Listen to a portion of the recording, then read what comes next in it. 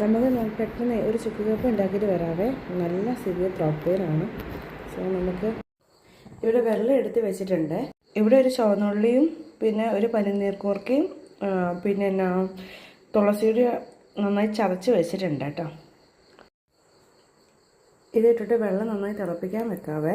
പിന്നെ കുരുമുളക് പൊടി ഇട്ട് കൊടുക്കുന്നുണ്ട് കേട്ടോ.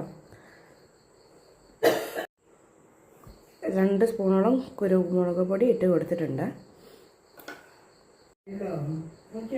ഇത്തിരി ജീരകം ഇട്ട് കൊടുക്കാവേ. ഒരു കഷ്ണം വെല്ലോടി ഇട്ട് കൊടുത്തിട്ടുണ്ട് കേട്ടോ.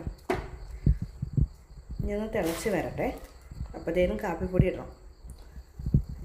ഒരു കഷ്ണം ചുക്കോടി ഇട്ട് കൊടുക്കുന്നുണ്ട്. ഞാൻ ഇപ്പം തന്നെ അല്ലേ കോഫി പൗഡർ കൂടി ആഡ് ചെയ്ത് കൊടുക്കുന്നുണ്ട് കേട്ടോ. നല്ല ചൂട് ചുക്ക് കാപ്പി റെഡി ആയിട്ടുണ്ട്.